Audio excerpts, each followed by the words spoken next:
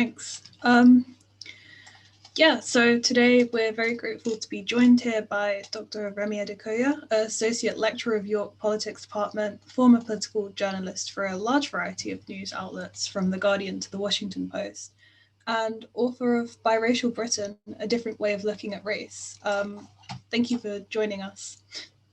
Thank you for having me. So first of all, Biracial Britain, what inspired you to write the book, and what makes you so interested in that specific field within politics? So identity has been something I've always, thought about off and on. So I'm the son of a Nigerian father and a Polish mother. I was born in Nigeria. I went to primary and secondary school in Nigeria. And so from my earliest years, I've always had that sense of feeling different from the people around me. So actually, I can't remember a time when I didn't feel different from the people around me. And of course, difference doesn't always have to be negative. I think sometimes when we discuss difference or a feeling of being othered these days, we almost always talk about it in a negative context. It doesn't always have to be in a negative context, though it of course can be. And so growing up mixed race in Nigeria, I wouldn't say I often experience being othered in a negative context, because it's one thing to be seen as different, but it's another thing to be seen as a worse kind of different. So the mixed race experience, being of a Nigerian father and a white mother in living in Nigeria, wasn't the experience of being seen as a worse kind of different. It was simply being seen as a different. So that's one thing. That's one thing which I think is important in the sense of contextualizing how identity works in different places. And so, okay, fine. I grew up in Nigeria, finished secondary school in Nigeria, then moved to Poland, which is, of course, a virtually all-white country, just like Nigeria is a virtually all-black country. So in Nigeria, I was lighter skinned than the norm and was other in that sense. In Poland, I was darker skinned than the norm and other in that sense. And the experience in Poland of difference there was of the worst kind of difference, so of the being a worse kind of difference, not just a different. And so, I went through racism, often, crude racism, especially in the late 90s, back then when I was a young student in university. And, the kinds of things which probably here happened more in the 70s, 80s. So really like crude kind of racism, name calling on the streets and things like that. And so I had to deal with that. Even though I knew, of course, I had a Polish mother, I spoke Polish language, I knew the culture quite well, or at least I learned the culture also there. And so I did feel a connection also to the people and to the society. And so I thought about identity on off there. I moved to the UK, which was January 2015. Of course, the UK was the first multiracial country or society I'd lived in, because like I said, Nigeria was monoracial, virtually all black. Poland was monoracial, virtually all white. The UK is the first country I've lived in that has a sizable minority population, so it's about 15%. And so it's the first place I'd been to, I'd lived in, where on the streets, there's lots of people who look like me, who are also mixed race. Even here in Sheffield, where I live, which is not the most diverse city in the UK, but it's still 20% an ethnic minority city, 20%, and there's still quite a lot of mixed race people. And I definitely see more mixed race people on the streets here in Sheffield than I did in Warsaw or in Lagos, Nigeria, where I grew up. And so, okay, fine. I definitely continued thinking about identity here. And here, of course, the whole identity discussion is a big discussion because of the fact that there exists a sizable minority population. And a couple of years ago, before I decided to return to academia, it sort of struck me that there's our times, so by that I mean the first half of the 21st century, is going to be defined by two big I's. So the first I would be inequality, and the second I would be identity. And I think discussions, debates, political movements, ideological responses to these two themes are going to determine how the next 50 years are going to play out, in which direction we're going to go on these two themes. So the first term, of course, like I said, inequality, but the second big theme is identity. And what really does identity mean? At the end of the day, it's a story we tell ourselves about who we are, nations, as ethnic groups, as racial groups, or as individuals. But it's also a story the world tells us about who we are. Because I can't, for instance, get away with telling myself the story that I'm Japanese. Okay. So identity is not just something we can completely, you can't just completely self-identify with anything. I can't just go to Japan, live there for a month and say, oh, I declare myself Japanese now. Nobody's going to take me seriously with that. So there's also the feedback. There's also the part the world tells us who we are. And when I say a story, I don't mean to denigrate it in the sense that, everything's just, made up and it's just nonsense we tell ourselves. No, these are stories in which there's, some element of the truth. There'll be some element of wishful thinking always. There'll be some mythical elements there if we're talking about stories of identity which go back, say, hundreds or thousands of years. There's various elements to the story. But at the end of the day, it's a story. And so I wondered what the story is that mixed-race Britons tell themselves about who they are, and what the story is that they get told about who they are by others. And as I say, I'm interested in identity, specifically, personally, also a lot in mixed-race identity. And so that's why I decided to write the book, Biracial Britain. But I wanted to write a book which wasn't, because a lot of books which are written on race and identity today, I feel are often, number one, they go in with a sort of, ideological preconception. So they go in with a set argument they want to make. Someone says, oh, I'm going to write a book. I want to show how, for instance, very racist Britain is. And so everything essentially in the book is going to be geared towards proving that point. Or somebody might go in and want to write a book and say, I'm going to write a book showing how racist Britain is. And then everything in the book is going to be go towards getting that point, towards proving that point. I didn't want to write something like that. I wanted to talk to people and see what people really felt, even though this is a more difficult book to write, because a lot of publishers always ask me, okay, so what's going to be your main argument? What's the angle? Somebody asked me, I remember, what's the angle? And I think in that question, you have everything that is wrong with the race debate here in Britain. That idea that before you go into writing a book, which is supposed to be based on what people tell you about their lives, you should have an angle, because that already shows you've already made your mind up before you even started writing the book. So anyway, I interviewed over 70 mixed race Britons of various ages. I wanted to speak to people who were in their 70s now. So the first significant group of mixed race people in Britain were the people who were the so-called war babies. So these were people often born to African-American soldiers and white English or white Scottish ladies during the Second World War. There were African-American soldiers who were stationed here in Britain and entered into relationships with white British women and then had children. Very often these children grew up only with their mothers here in Britain because their fathers had to go back to America. And back in those days, interracial marriages were illegal in America in late 1940s and early 1950s America. So when many of these soldiers went back to the US, they didn't go back with their children, with their mixed race children or with the ladies they had met here. And so I started with people from that generation, so people who are in their 70s now.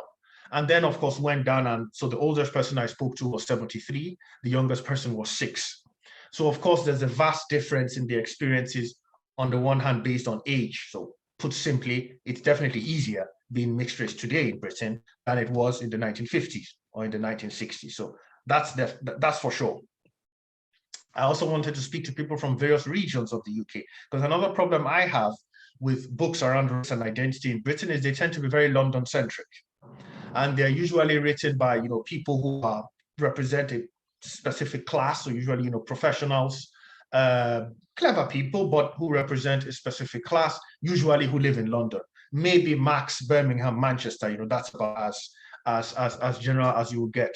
And so these are also specific stories. There's nothing wrong in those stories, but they are stories about a specific region of the UK. So I wanted to speak to people from different regions. So I spoke to people from all over the UK. I also, another thing which I didn't like in the discussion around mixed race identity when I came here to Britain and observed, is that when people think or say mixed race, people tend to think of people like me, so the offspring of mixed black and white parents. That's the picture people have in their head when they're thinking mixed race.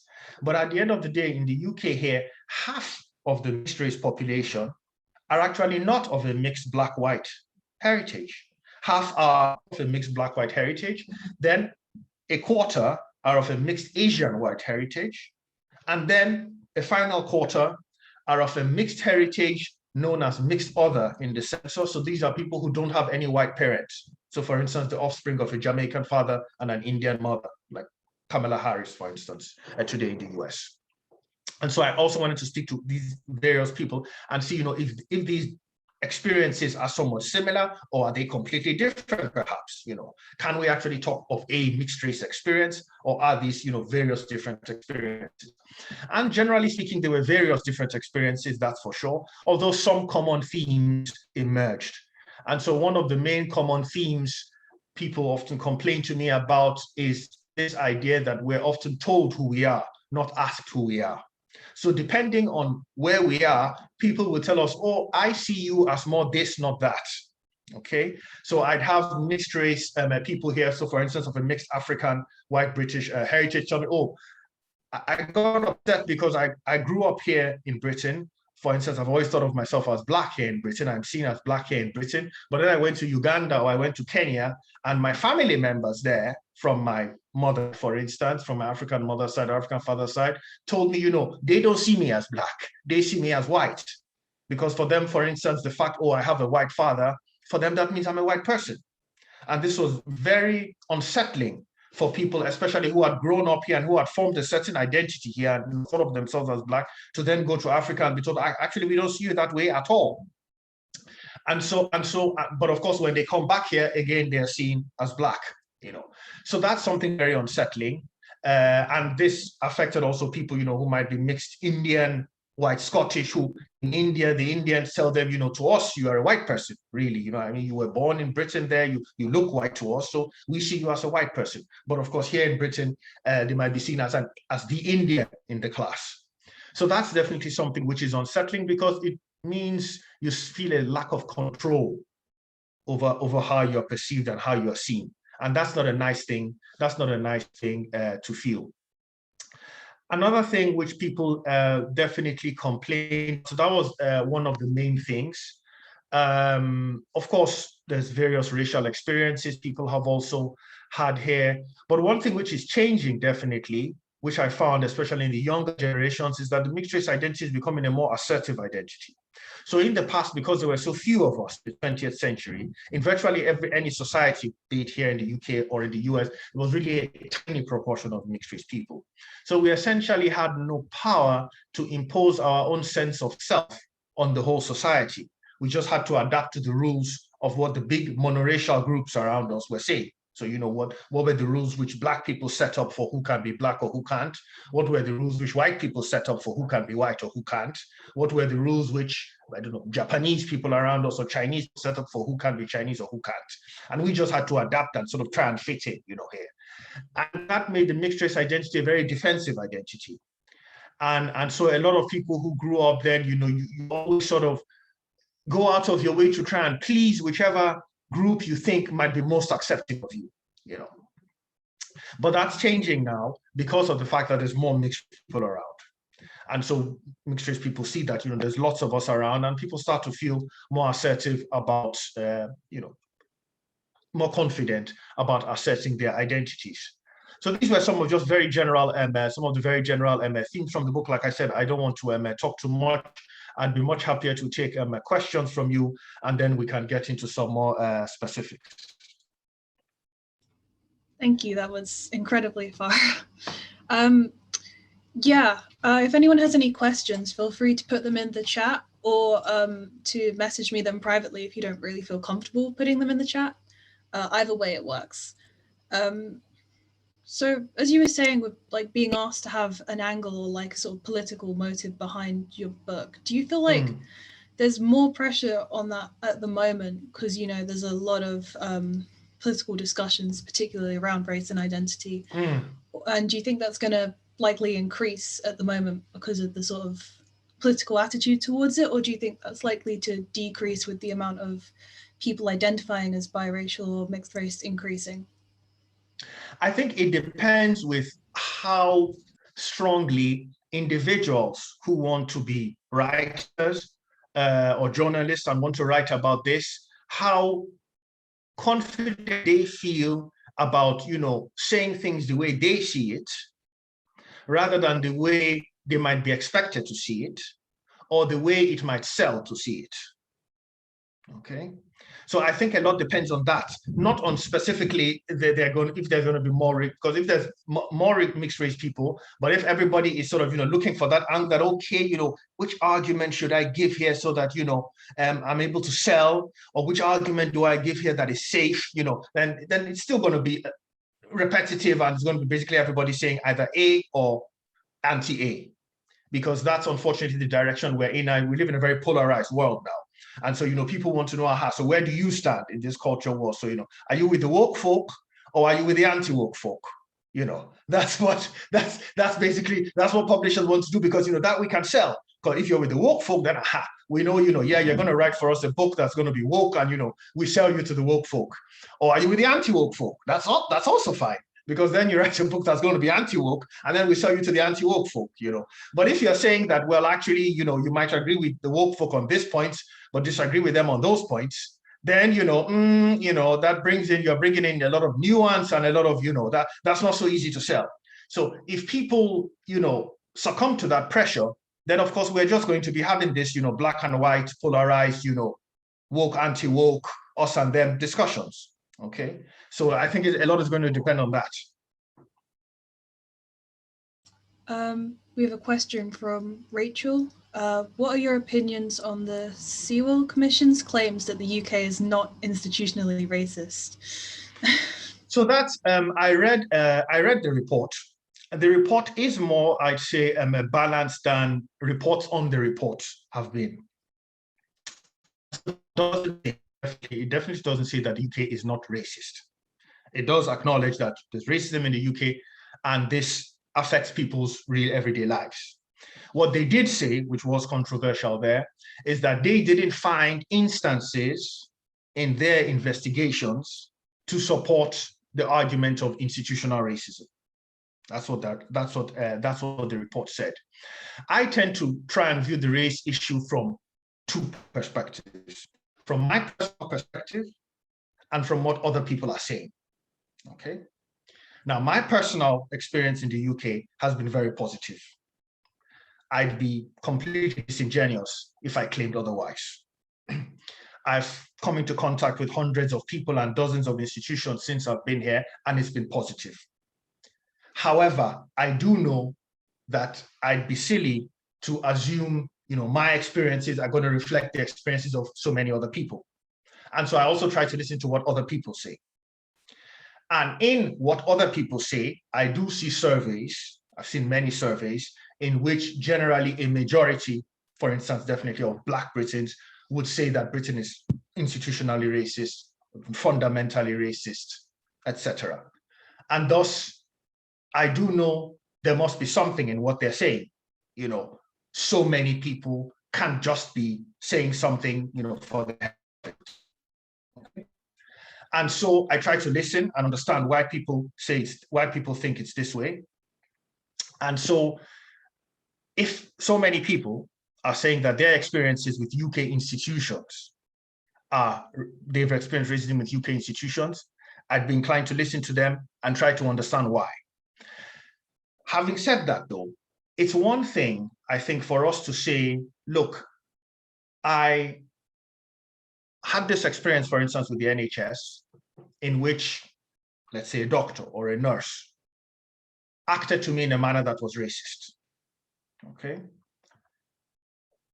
And it's another thing for us to say, oh, the NHS is institutionally racist as an organization, as in intentionally. We do need a lot of proof, I'd say, evidence to be able to support such a theme. So that's more or less what I'd say. Thank you. Joe has asked, how can we make it easier for people, particularly those of mixed heritage, to define themselves in ways they feel most comfortable with, which I was also sort of thinking of asking, particularly with the use of the term mixed other in like censuses and things. Do you think that's good in the broadness it allows, or is it too kind of vague? I think it's vague, but I think people might be less at how they're, categorized in census reports than in their everyday interactions with real life people. So what is really important for all of you here in the room, I'd say, that might know a mixed race person, is to try and always allow the person in the conversation or in your interactions to define to you how they feel. And one thing you should not do, I would definitely ask you, is to question how they say they feel.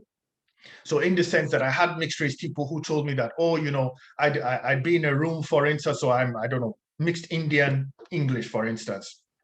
And I'd be in a room with some Indian friends, and I tell them that, oh, I really identify strongly Indian, etc. And they tell me, oh, but, we don't really, I mean, we don't we didn't think so. I mean, you sort of act like English or you sort of act like white, so how can you really be Indian? Or vice versa, they might be in a room with some white friends and tell them that they identify strongly with Indian, and the white friends would say, oh, really, come on, you're just like us, you're just white English like us, I mean, just because your mom was Indian, I mean, that doesn't make you Indian, stuff like that, it's not necessary, really.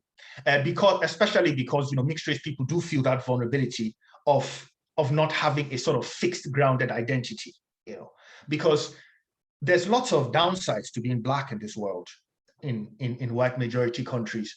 But one thing is that at least anywhere you go in the world, if you're, say, born to two Nigerian parents, anywhere you go in the world, you're a Nigerian. Nobody's going to question that. In Nigeria, you're a Nigerian. You know that. Nobody can question that. And in any country in the world you go to and tell them I'm a Nigerian, nobody's going to be like, really? Oh, I wouldn't have figured you for a Nigerian, you don't look like a Nigerian to me, people are not going to say. So at least you have that set sense of identity, that foundation. There might be downsides that come with it, but it's there, it's yours. Nobody can take that away from you, But the vulnerability of the mixed race experience is having that feeling that, this identity can be taken away from me by somebody who might say, oh, really, I don't think you really are. So that's something we should not do. So I'd ask us to focus less on those kind of terms used, like I said, in census reports than in our everyday interactions with mixed race people. Okay. Timmy Phillips says, firstly, I just want to congratulate you on your new position on the Home Office Strategic Race Advisory Board as an external expert. And what exactly does that position entail? So right now, due to after the Windrush scandal, there was a review conducted into the practices of the Home Office with regards especially to behavior towards racial minorities. And there was a whole report written chaired by Wendy Williams, so it's called the Wendy Williams Review. And the report came up with 28 or so recommendations for what the Home Office should do to improve its relationship, both with ethnic minority communities in the country and with regards to making the Home Office a more inclusive place for the ethnic minorities who work in the Home Office. Okay, so improving the lived experience of the ethnic minorities who work in the Home Office, for also improving ethnic minority representation at the senior levels of the Home Office. Okay, because right now the Home Office is actually even statistically overrepresented if we talk of ethnic minority people who work in the Home Office. It's roughly about 25%. The ethnic minority population in the UK is about 14–15%. But the problem is when we get to the most senior levels of the Home Office. So there's a underrepresentation. So these are some of the things which we are supposed to work on for the short term, and for the long term to generally, like I say, improve the situation of ethnic minority staff within the Home Office and their relationship with ethnic minority communities, more broadly speaking. Hopefully. Someone's asked privately, did you find that different age groups you interviewed identified themselves differently, for example, biracial or towards one or the other of their national or ethnic identities? Yeah, that's a good one. So you see, generally, when I spoke to people who grew up in 50s, 60s, then these terms, biracial, that term didn't even exist. Nobody was using that. Nobody was even using mixed race at that time. So when I spoke to people, in their 70s, they say, I never thought of myself as mixed race. So if we're talking, for instance, offspring of Black and white parents, Rita, I remember a lady who was born 45, 1945, said, I just thought of myself as Black because that's just how everybody saw me. Everybody treated me around the town where I lived in Eastleigh, which is near Southampton. She says, I just saw myself as Black. Everybody saw me as Black. I never thought of myself as mixed race. She says, it's just 15, 20 years ago, I started hearing about this term, even mixed race, and that people are mixed race, and biracial is an even newer term.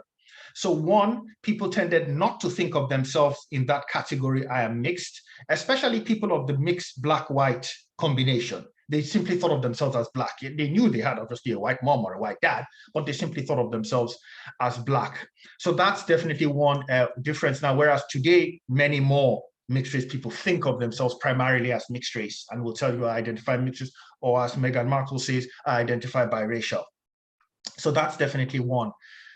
Two, however, I did notice, and this was really interesting for me, that a lot of people who grew up in that 50s, 60s side, aside from the fact they might identify Black or mixed Indian, often identified English, for instance, not British, but English, because they grew up in those times, 50s, 60s, when generally people who lived in England were thought of as English. And that British identity hadn't actually been really popularized the way it is now. So right now, fewer people would describe themselves as English. They describe themselves as British. And definitely fewer Black people, I suspect, or fewer minorities would describe themselves as English. They'd rather use that broader term of British. But interestingly enough, there are people from the older generation who, would say, oh, yes, I thought of myself as Black and as English. So that's something I also found interesting. How difficult was it to interview such a wide variety of ages, sort of just different people in general? Was that quite challenging to get such a large sample group? And what was the most interesting, or the most what interviews really stuck with you from that experience? So it was obviously a challenge. It took me many months to be able to get to so many people. So you start from where you can and sort of take it from there. But once you do get the ball rolling, so to speak, then you meet more people, and some people might know some other people, and then it gets a bit easier. But the first few months were definitely tough. What stuck with me from the interviews, I was usually most, I don't want to say interested in, but most moved, perhaps is the best word, especially by the people who grew up, back then, so to speak.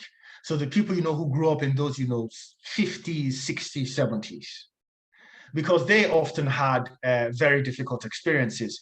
And what's worse, their parents often had very difficult experiences, because back then, interracial marriages were very much frowned upon, in the 50s, 60s, and 70s. And so their parents faced problems within their communities. And of course, this antipathy towards interracial marriages didn't only stem from the white side. So I'd speak to people who were, for instance, I remember Fia, someone I spoke to, whose story is in the book, whose father was actually Italian and his mother was Kashmiri then, before the independence, actually. So she grew up in Kashmir, but today she identifies Pakistani. But they moved to Britain in 71, I think it was, or so, in the early 70s. And so he grew up in Britain. He came here when he was 4 years old or so. And, apart from the fact that his father's Italian side completely cut off his father and had no contact with them, the Pakistani family were also very unhappy with the fact that his mother had gotten married to an Italian man. And he grew up in Bradford in those days. And he says, the Pakistani community were generally not nice to him, putting this lightly, and let it be known they didn't consider him one of them, and would never consider him one of them, etc. So the stories of those people were usually really moving, and they didn't have the kind of support system you have now. Today, if you're a mixed race person and you feel stuck, I mean, there's books you can read. Hopefully, mine, for instance. There's movies you can watch. There's shows, TV shows you can watch which are about mixed race people. You can go on YouTube and, you know, type in experiences of mixed race people and you'll get loads of videos up there, and you can listen to people who are going through what you're going through. These people didn't have that 30, 40 years ago. There was nothing. There was nobody to help you. And the thing is that a monoracial parent, no matter how they try, there is no way they can really understand what it feels like to be mixed race, even with the best of intentions. Just like the way, you know, someone who's always grown up in wealth can never really understand what it's like to be poor and to have nothing. You know, no matter how hard the person tries, it's simply not possible. The same way somebody who grew up poor can never really understand what it's like to actually be extremely rich. You know, you can't really understand it. And so, yeah, so they couldn't really get help from their parents because the parents, you know, wanted to help them, but didn't know how, you know, and there was no support system around. There was no YouTube. There were no, you know, no videos to watch, no books to read, nothing. So those stories really, really often moved me. Jessica's asked, related to that, what kind of responses did you get from people who were raised in connection to both identities or sides of their family compared to those who weren't? So I definitely found people who were raised in connection to both identities definitely tended to have an easier time of it, and I would say are probably more confident people in their identities today. I'd say they're more confident people in their identities today because of that fact that they might not have felt that sort of dissonance. They might not have felt a need to choose. One beautiful story, which I remember now, is a lady who was brought up actually only by her mom, who was from Guyana. Her father was white Irish. Her mother was Black Guyanese. She was brought up only by her mother, but her mother actually taught her a lot about Irish culture. And, you know, introduced her to, you know, Irish folk heroes, and made sure she visited Ireland and made sure she had a connection to the place, which I thought was incredibly amazing. The fact that this, like I say, lady from Guyana took her own time to learn about Irish culture and then teach her daughter about it so that the daughter would feel connected to these two cultures. And right now she tells me, you know, she feels just as home in Guyana as she does in Ireland. And she feels just as connected to her Guyanese Black side as she does to her white Irish side. And I think that's something really beautiful. So what I found really incredible, like I said, this was actually done by a single parent. You've mentioned that there are like a lot more resources now that also help with that sort of trying to connect with both sides. Do you think that's something that needs a lot more attention on it just generally as well to be more accessible for people? Or do you think it's depending on like the person, whether they choose to really engage with that? Well, of course, it depends on the person. You know, if there's, you know, there's people who don't really think about this identity stuff. You know, that's another interesting thing I also found in the book. You know, there's people who don't really think about it, even being mixed race. You know, of course, from time to time, somebody might ask a question, you know, oh, you know, where's your mom from? Or, oh, where's your dad from? Oh, wow, okay, so you're mixed, you know, and then they think about it, then they remember it. But in their sort of everyday life, they can go months without actually thinking about it, you know. And so there's people who don't really think about this stuff, and it doesn't really seem to have a big sort of impact on them. And then there's other people who think about it a lot.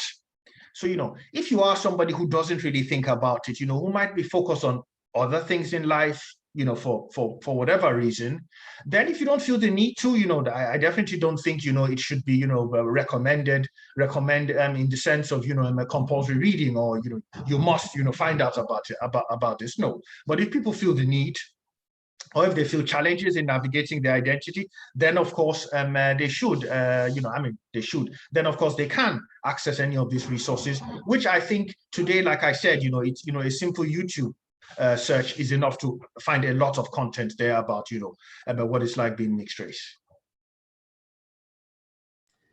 Thank you. Does anyone else have any other questions? If so, feel free to put them in the chat right now.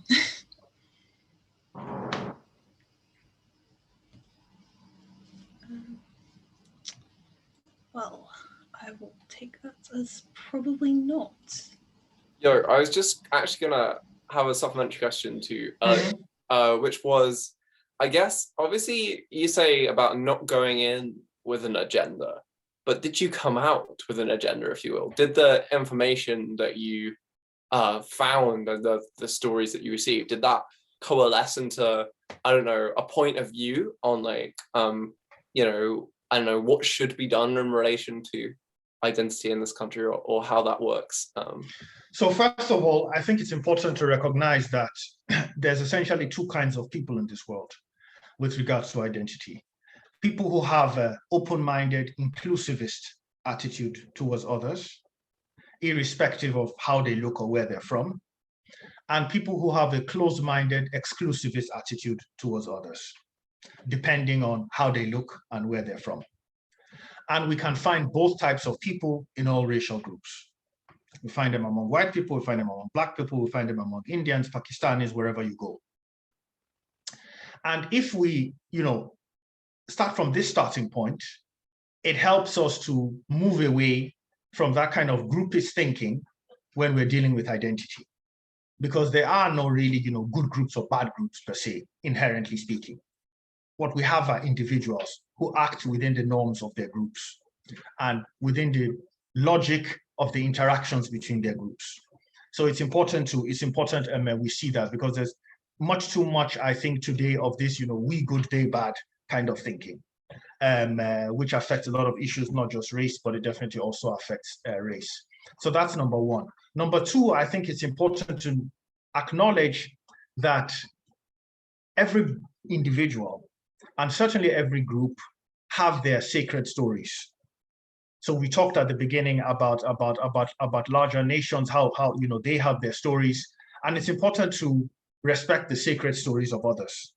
Okay, so I know I see the world in a certain way because of the fact I was born in Nigeria, I was raised in Nigeria, because of the fact I had a Nigerian father and a Polish mother, because of the fact I've lived in Nigeria, I've lived in Poland, and now I live in Britain. I realized that I could see the world completely differently if I'd grown up in, say, Saudi Arabia, or if I'd grown up in, say, Australia, or if I'd grown up in India. And so it's important to, when we meet people who may not see the world the way we see it, who may not even share our morality, who may actually see some things which we see as bad, they may say, you know, but why do you see this as bad? You know, in the cultural logic I was brought up in, we don't see this as bad. The best stance I would see is to try and understand, first of all, why does this person see the world this way? You know, without jumping to immediate conclusions and moral evaluations, like, oh, this is a bad person, or this person is a xenophobe, or this person hates foreigners, or that one is a racist, or this one is a that. So this is important. If we approach things, if we approach people from that point of view, you know, focusing on them as individuals, not as, you know, members of this or that group, and trying to understand the logic of their thinking, because believe me, you know, each society has its own logic, its own way of thinking, and its own moral matrix, you know, and people have developed, you know, these ideas which are in their head and can be very difficult to change, you know. And the worst thing we can do is jump to immediate assumptions. Oh, that's a bad person, or, you know, or this person doesn't like people like me, etc. No, we really have to do a bit more to try and understand, and also to be accepting of all sorts of people around us, you know, whether they agree with us or not. We've had a few more questions during that. So someone says, would it be possible for you to say whether it was that difficult getting people to talk about their experiences because they plan to write a dissertation on identity using interviews also? Like, how was that process to get into and find people to begin with? So, as I said, the finding people process was difficult at the beginning, so that definitely takes some effort. I was lucky with regards to getting people to talk because of the fact that I have experience in journalism, and so I conducted interviews before with very different kinds of people, and so I have an idea of how to, you know, go about the process. You definitely have to put people at ease. People definitely have to feel that they can tell you things.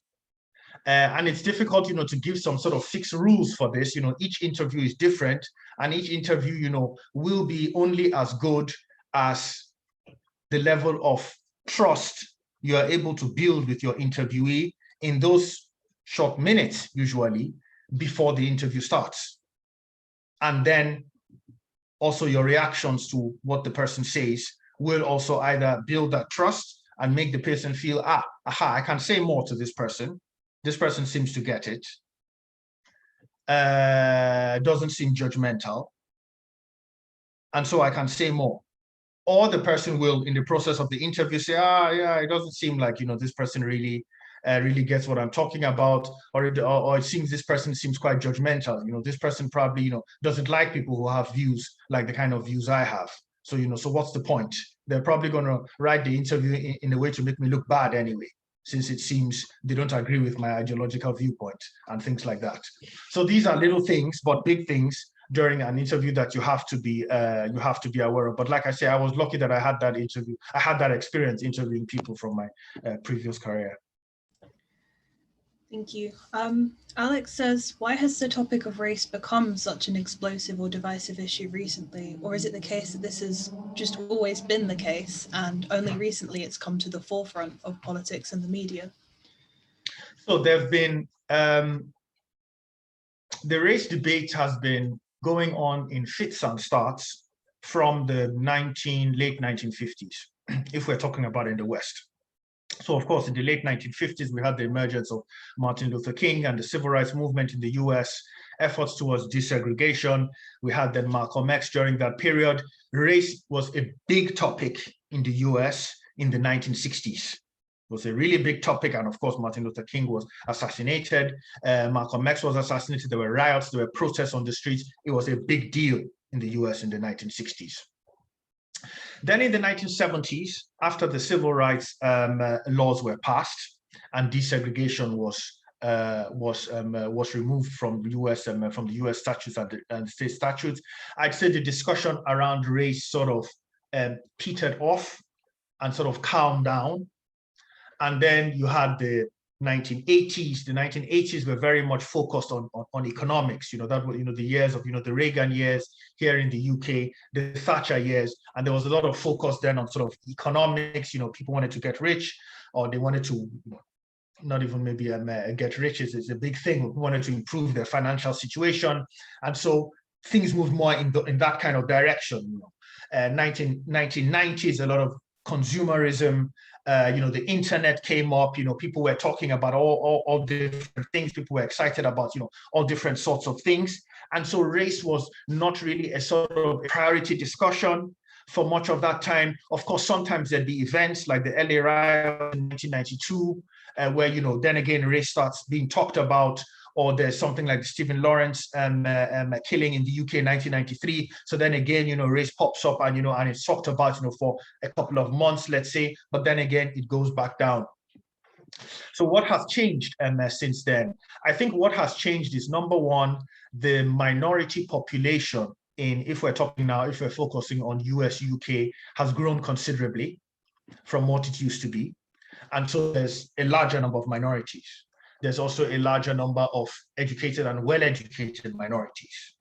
So there's more people now from within the minority groups speaking out about the issues, writing books about these issues, making movies about these issues, trying to get heard on these issues. Okay, this didn't exist then. First of all, like I said, the numbers were smaller, were educated, fewer people who could write these books and talk about these things. So right now there's more people writing books and talking about these things. And so that's one thing that has changed. Social media, 100%.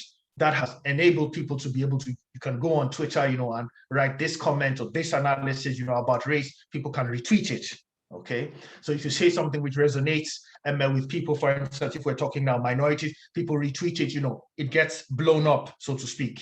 And then there's discussion around that again. This, of course, didn't exist before. Social media wasn't there simply 20 years ago. And so if you were, say, a Black person, growing up in an inner city neighborhood in London, how could you make your voice heard on the issue of race if you weren't famous? if you were, say, a rapper or an actor or somebody else, who was famous, there was no way you could make your voice heard. So you see, so there's the social media aspect. Third element is definitely the element of anxiety, definitely among some whites, important to stress, some whites, at the fact that there's a growing minority population. And this is perhaps most strongly seen in the US. And I think manifested its ugliest face when Obama was elected in 2008. And that really, I think, brought home in a way they hadn't wanted, the fears of many white Americans that, oh my God, if a Black guy could get elected president, then, that means, our time is really over, so to speak, or our time is really up, so to speak. And so that created all those anxieties, and we saw that perfectly during the Obama presidency and questioning, is he even an American? Or he's probably a Muslim, or he was probably born in Kenya, where's his birth certificate, by the way, really, was he born in America? This was incredible stuff. And of course, birther movement, Trump, and after Obama, Trump got elected. Here in the UK, because number one, the proportion of minorities is smaller. So in the US right now, by most estimates, there's just about 62% of the population, which is classic white in the US now. The remaining, so almost 4 in 10 are of some kind of non-white heritage or some kind of mixed heritage. The numbers in the UK, the minority proportion is much smaller. So in the UK, it's about 85% white, 15% minorities. Now, of course, that minority, even that 15% is much bigger than it was, say, 20 years ago.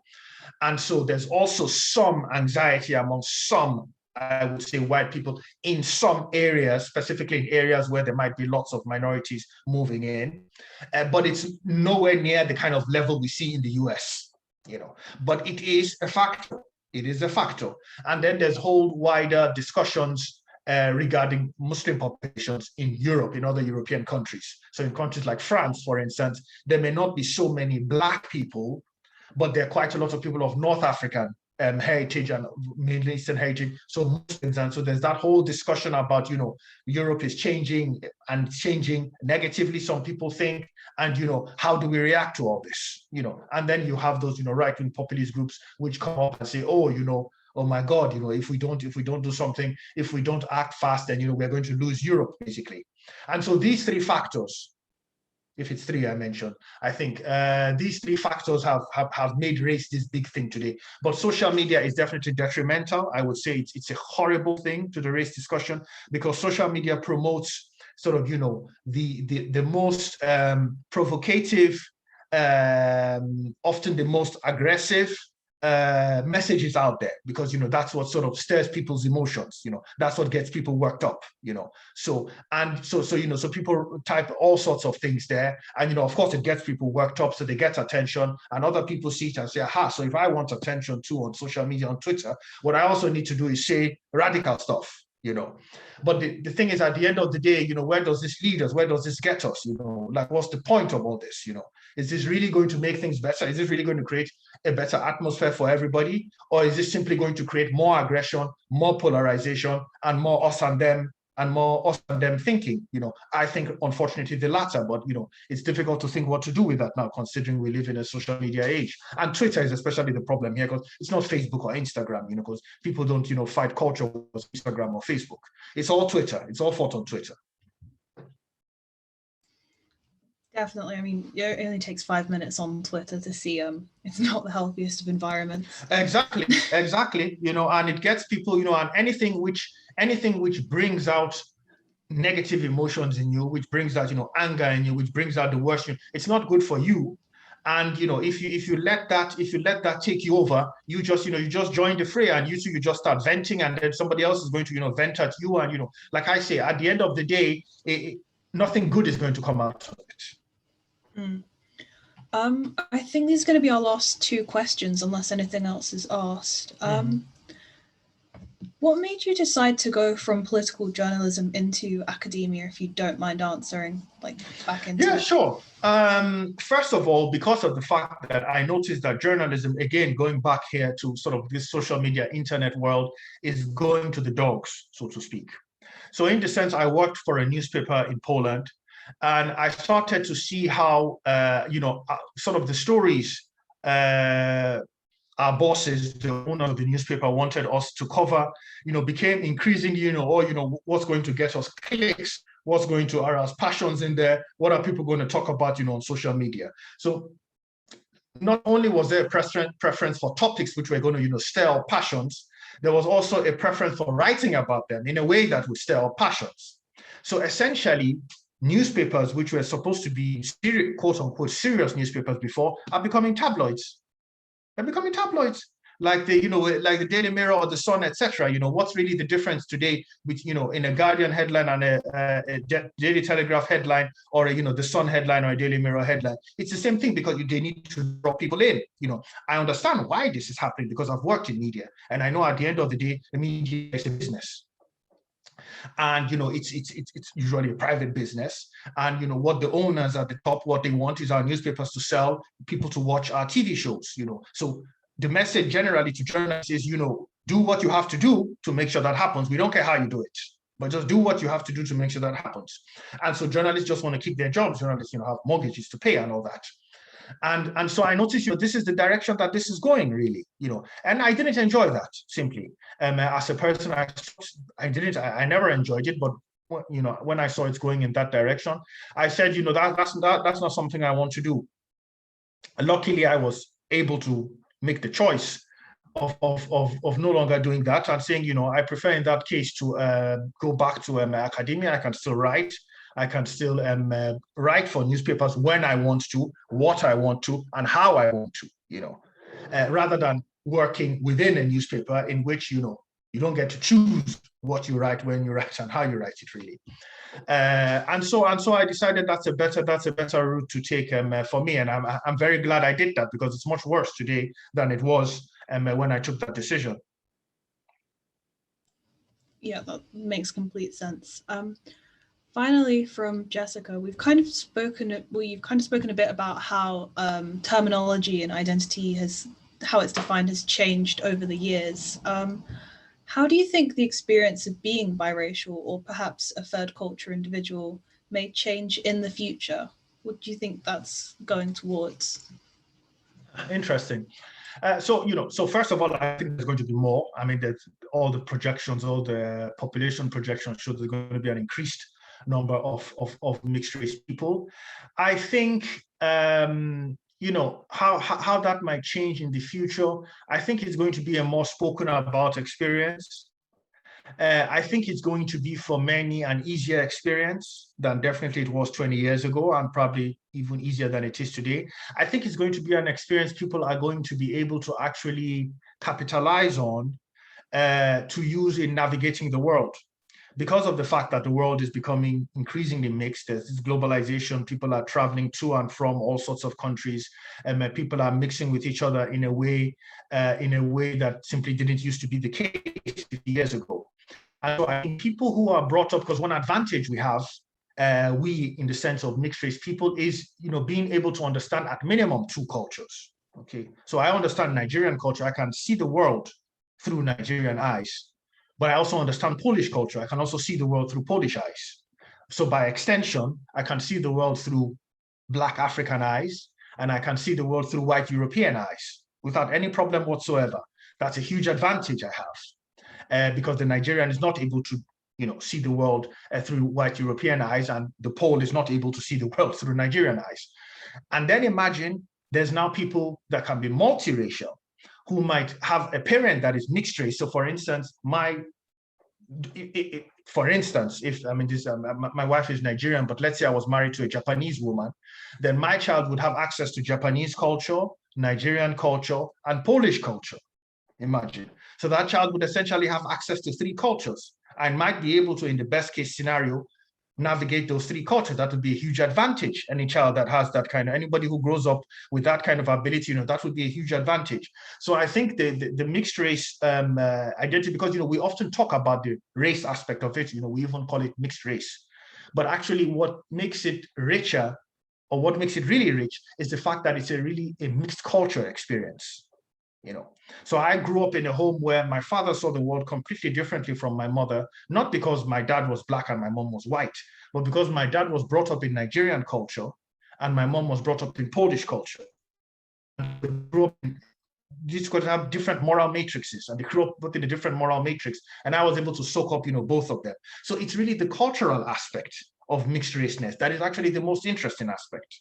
So I think people who get to have that advantage in the future, like I said, even some will be multiracial, are going to be, are going to be sought after in a sense, and are going to be able to, act as bridge builders between various people, and it's definitely going to be a positive, to be like that than was the case in the past.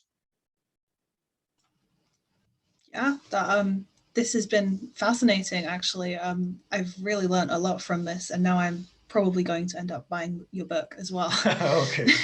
So thank you so much for this. And okay. I think that's everything. Okay. So thank you all for having me, and good luck in your exams. Thank you. Bye.